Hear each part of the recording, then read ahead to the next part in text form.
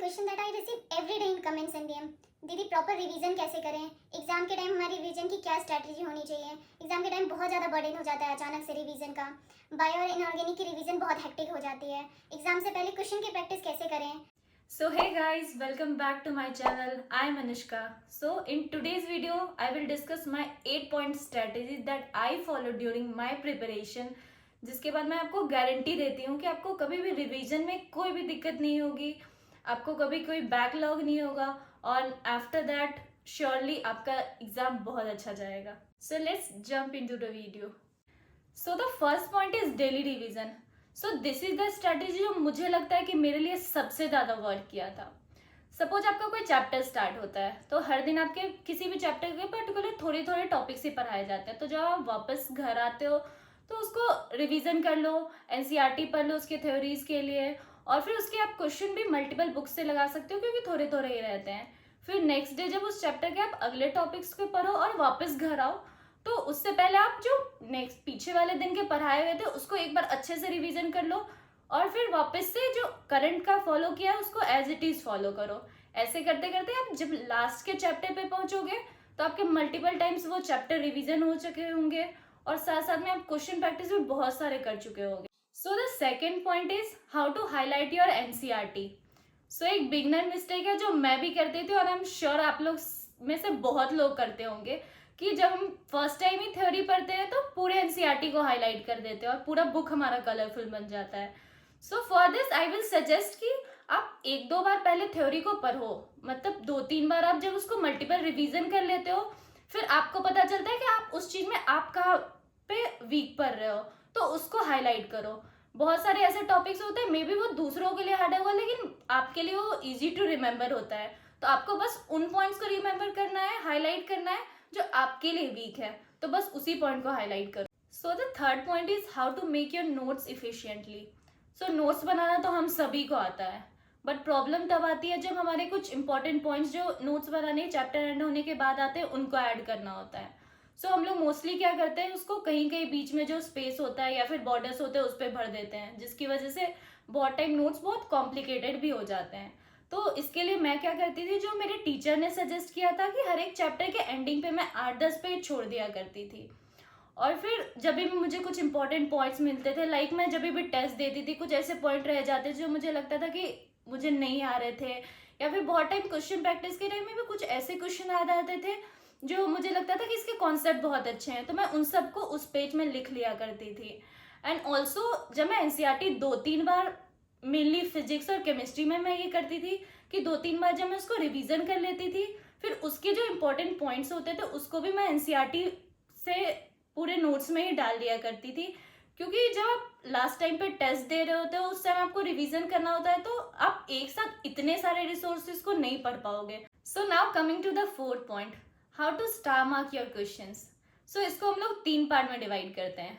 First वो part जिसमें आपको लगता है कि कोई भी क्वेश्चन वैसे होंगे जो आपके वन गो में नहीं बने होंगे, वेदर वो आपके नोट्स के हो या मॉड्यूल्स के हो या जो भी रिसोर्सेज आप यूज कर रहे हो उसको, तो सपोज आप उसको 1 स्टार से मार्क कर देते हो.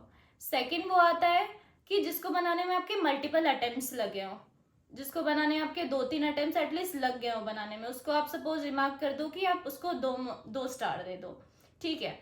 थर्ड क्वेश्चन वो आते हैं जो आपसे बन तो जाते हैं बट स्टिल यू थिंक कि वो ट्रिकी क्वेश्चन होते हैं बिकॉज ऑफकोर्स हम लोग उस टाइम थ्योरी पढ़ रहे होते हैं, उस टाइम करंट पढ़ा हुआ होता है तो वो क्वेश्चन ईजिली हो जाता है. स्टिल वो आपको बाद में जब भी आप करोगे तो शायद प्रॉब्लम क्रिएट कर सकता है तो आप उसको किसी और तरीके से मार्क कर दो, मे बी 3 स्टार दे के मार्क कर दो, वो आप पे डिपेंड करता है बट आप रिकॉग्नाइज करने चाहिए कि आपके कौन से कैटेगरी के कौन से क्वेश्चन है. तो इससे आपका फायदा ये होगा कि जब भी आप टेस्ट के टाइम रिवीजन करोगे तो डिपेंडिंग ऑन की सिचुएशन की नीड क्या है आपके अकॉर्डिंग तो आप 1 स्टार 2 स्टार 3 स्टार जो भी क्वेश्चंस हैं उसको आप प्रॉपर रिवीजन कर पाओगे.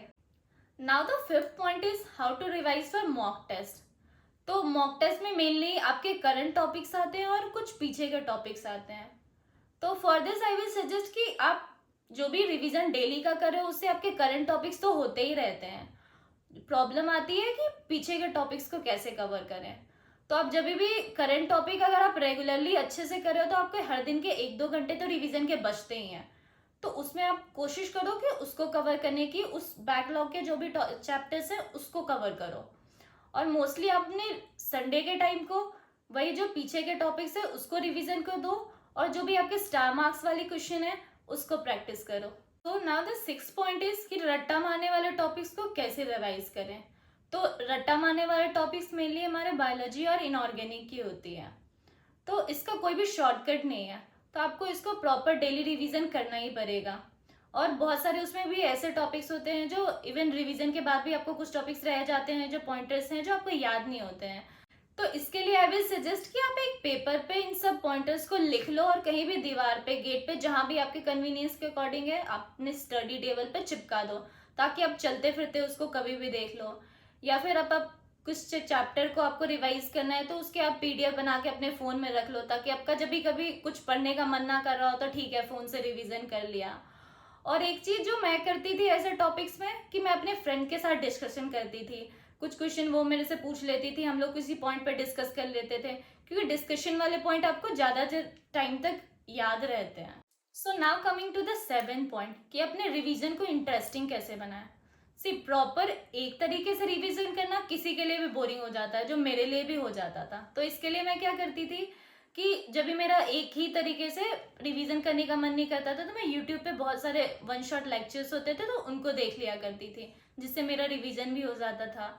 या फिर पर्टिकुलर आपको टेलीग्राम पे या फिर बहुत जगह आपको क्वेश्चन प्रैक्टिस के बहुत सारे पेपर्स मिल जाते हैं, तो आप उससे रैंडम क्वेश्चन लेके प्रैक्टिस कर लो, जिससे आपको साथ साथ में ये भी पता चल जाता है कि आप कौन से टॉपिक में लैग कर रहे हो। तो इससे आप एक पर्टिकुलर रिवीजन स्ट्रेटेजी पे स्टक नहीं रहोगे और आपका रिवीजन स्ट्रेटेजी जो भी है वो बोरिंग भी नहीं लगेगा आपको। Now coming to the last point, how to revise so that you can avoid mistake in your mock test again and again. तो इसके लिए मैं क्या करती थी, जो भी मेरे टेस्ट के मिस्टेक्स होते थे उसको एक पर्टिकुलर अलग से नोटबुक में लिख लिया करती थी, और मैं कोशिश करती थी कि एटलीस्ट टेस्ट में जाने से पहले मैं उस नोटबुक को एक बार तो रिवाइज कर ही लूँ, ताकि मैं वापस से सेम मिस्टेक अगली बार टेस्ट में तो बिल्कुल भी ना करूँ। तो ये थी मेरी 8 पॉइंट स्ट्रेटजीज। होपफुली ये आपको भी बहुत हेल्प करेगी, और आई एम श्योर अगर आपने इसको अच्छे से फॉलो किया तो आप नीट में बहुत अच्छा करोगे। If you found this video helpful, do like, share with your friends and subscribe to the channel for more such content. Till then, all the best for your exam.